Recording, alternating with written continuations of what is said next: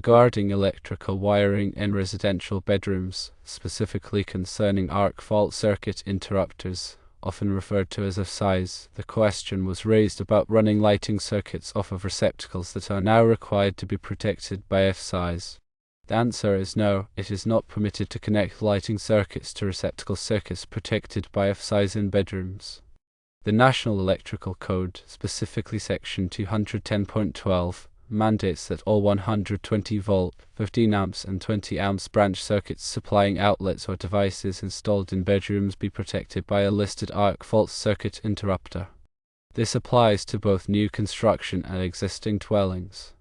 The reason for this requirement is that AFCIs are designed to detect specific electrical current patterns indicative of arcing faults.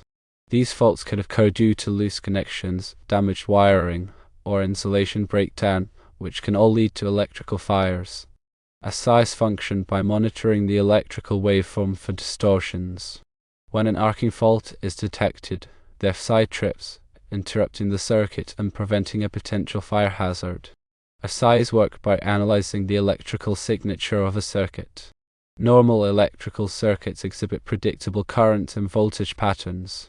Arcing faults, however, produce erratic and high-frequency electrical noise. AFCIs are designed to recognize these abnormal patterns and quickly de-energize the circuit. The NEC prohibits the connection of lighting circuits to AFCI-protected receptacle circuits because lighting circuits generally do not experience the same types of arcing faults as receptacle circuits. Lighting circuits are typically less prone to arcing faults because the connections are usually more secure and the load is more constant. In contrast, receptacle circuits are subject to frequent plugging and unplugging of appliances, which can lead to loose connections and potential arcing. Furthermore, the types of devices plugged into receptacles can vary greatly, introducing different types of electrical noise that could potentially interfere with the AFCI's ability to detect true arcing faults. Instead of being protected by AFCIs in conjunction with receptacle circuits, lighting circuits in bedrooms should be protected by standard circuit breakers or fuses.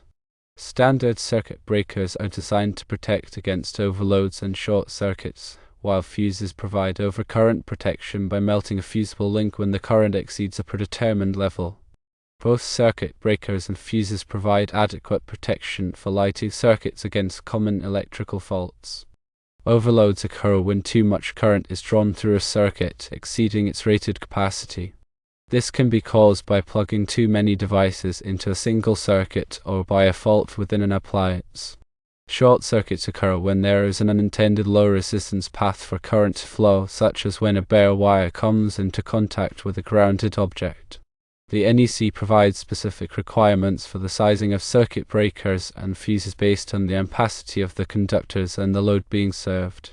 Proper sizing is crucial to ensure that the circuit is adequately protected without nuisance tripping. Circuit breakers are designed to be resettable, allowing them to be used repeatedly after a fault has been cleared. Fuses, on the other hand, must be replaced after they have blown. The choice between circuit breakers and fuses often depends on factors such as cost, convenience, and application requirements. In summary, while receptacle circuits in bedrooms require AFCI protection to mitigate the risk of arcing faults, lighting circuits should be protected separately by standard circuit breakers or fuses. This approach ensures that each type of circuit is protected against the specific types of electrical faults that it is most likely to encounter. This separation of protection methods is in accordance with the NEC and is crucial for maintaining electrical safety in residential buildings. The use of AFCIs, circuit breakers, and fuses are all integral parts of a comprehensive electrical safety system designed to protect people and property from electrical hazards. Understanding the function and application of each of these devices is essential for electricians and anyone involved in electrical work.